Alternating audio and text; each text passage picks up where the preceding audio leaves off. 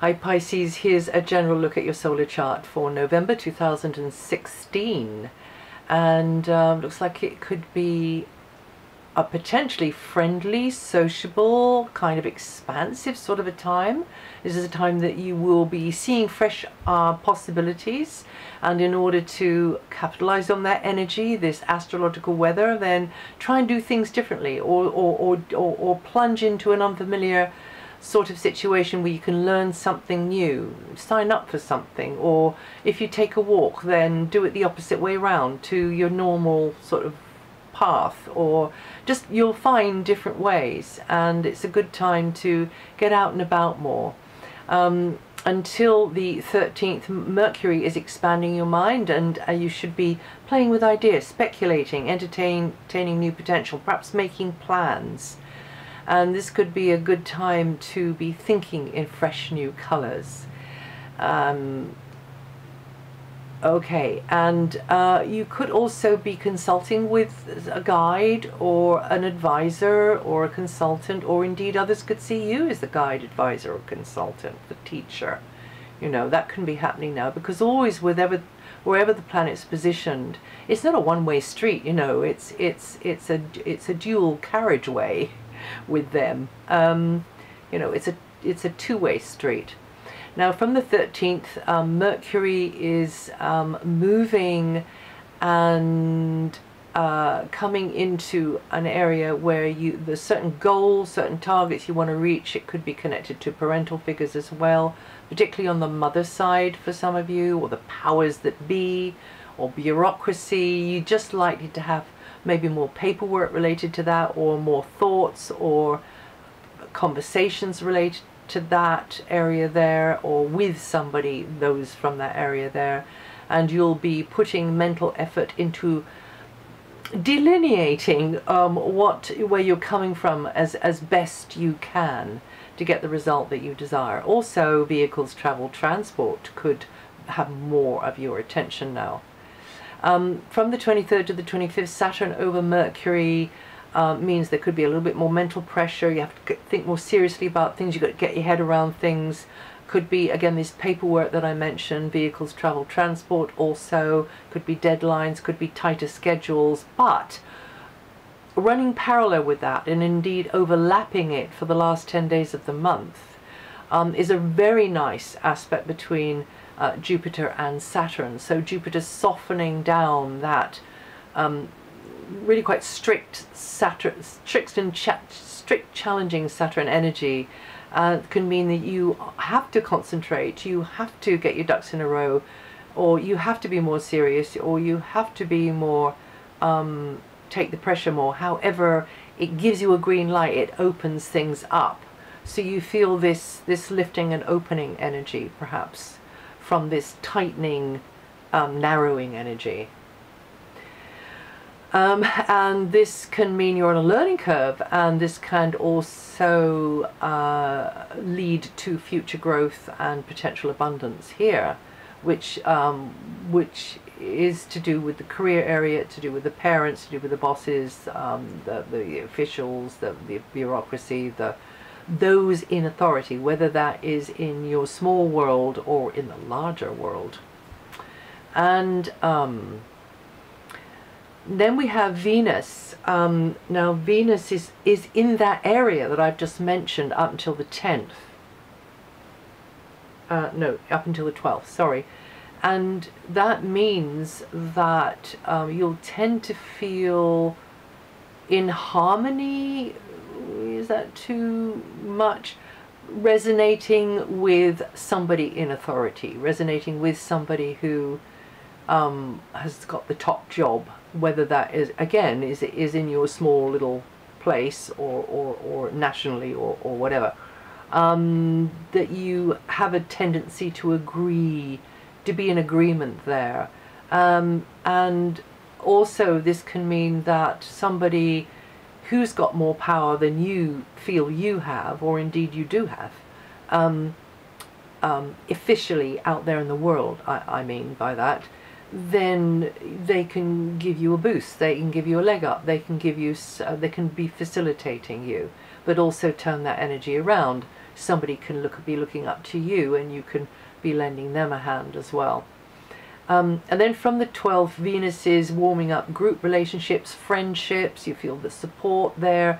You feel the energy of goodwill running between people, networking, group gatherings, team efforts, that type of thing could be emotionally but also materially beneficial. And Venus also rules money and property, and you may benefit materially in that way as well, through your associations. So whether you're cultivating those associations, but the Venus transit is usually a very, very short one. However, this is a nice place for Venus to be. And Mars is also going to be there up until the 11th, in this area of friends and groups. But also, I should have said, the position of Venus and Mars, although Venus is going to be in there from the 12th and Mars is going to be in there up till the 9th. It's the area of progress. It's the area of getting the ball rolling, of feeling as though things can now start to roll forwards, that you've been waiting for, maybe for a while. And you'll tend to be the initiator with projects. You may have others looking to you to give them the lead, though. So don't let that tire you out. You know, have to be the initiators with the work, with the project, with the plan, whatever it is. So life can become more demanding because of the needs and the demands, and maybe the assertiveness of others. And that can be in your personal life, but that can also be professionally. But that can also be like the social dynamic that's going on around you. But you will feel like it is maybe time to get the ball rolling on something. And again, the idea of technology comes in here, both with the Venus position and with this position. But Mars has been in there for nearly all of October, I think, probably all of October. So if you're listening to this in October, that's where Mars is now. And then from the 9th, Mars is in a more inward private area for about 6 weeks. And with Mars here, you can dip the vitality. So you should just fold your wings a little bit protectively around yourself during this time and do your Pisces thing. Be more self-reflective, and who, what, where is good for you, who, what, where is not. You know, you're reflecting on things and feeling somewhat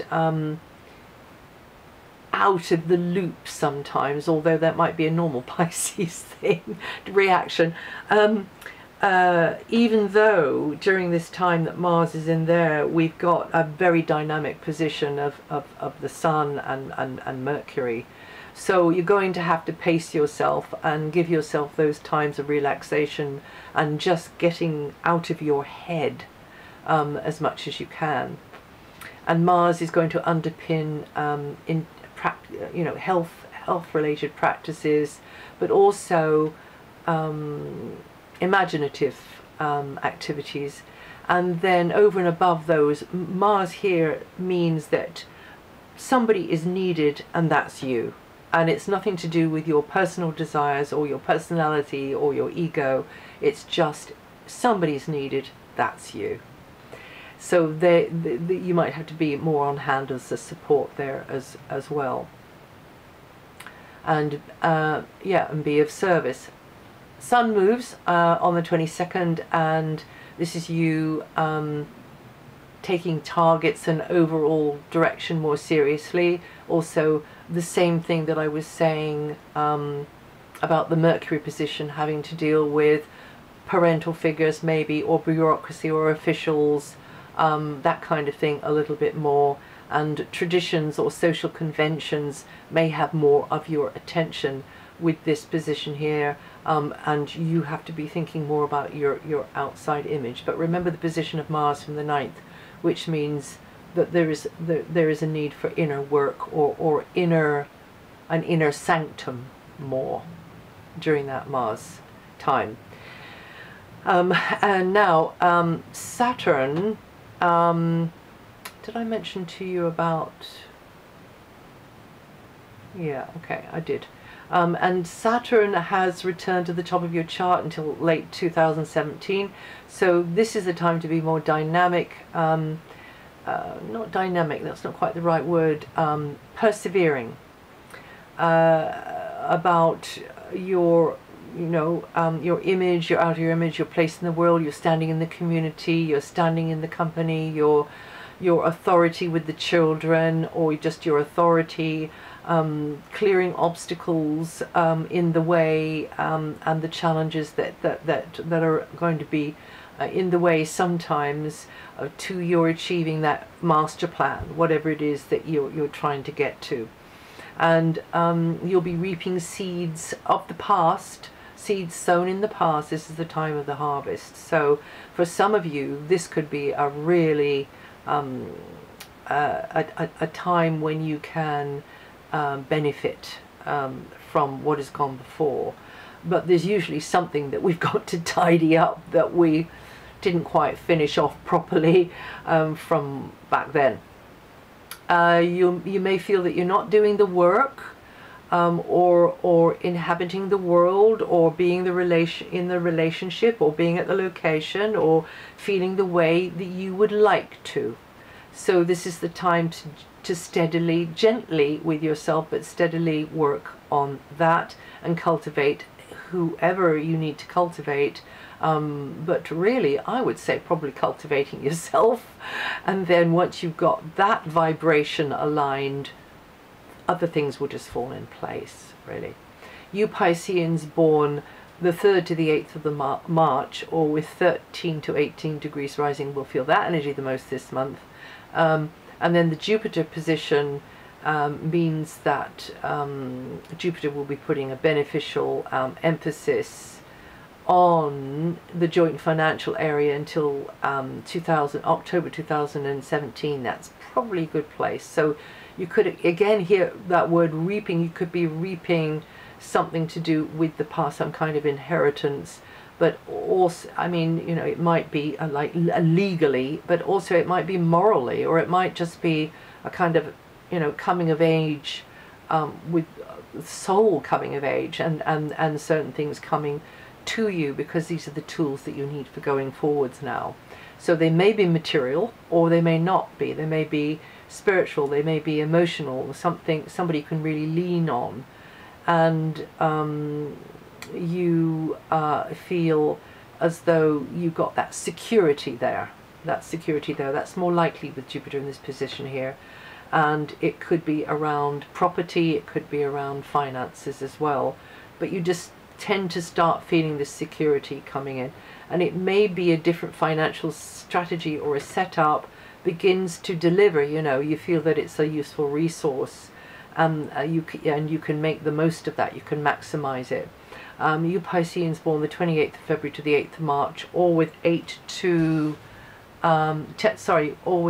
18 degrees rising, are going to feel that energy the most. And yes, I thought I'd forgotten to put this down. Jupiter is coming across Pluto in the second half of the month, so you have the power to be successful here if you're listening to your intuition and you are evaluating things from that gut level. And you are evaluating something external to you, but you're also going to be evaluating what really matters most now, what the priority is. And even though things are maybe not in your overall control, you can be successful with this, whatever the heck I'm talking about. So try to get clear with yourself, and the clearer that you are, and the stronger the integrity is, the more you can avoid any pitfalls here, because the possibility always is that there is some skullduggery going on with Pluto around, or just some well-meaning advice which is actually not really suitable for you. Okay. And Neptune, of course, is still in your sign and will be there for a long year to come.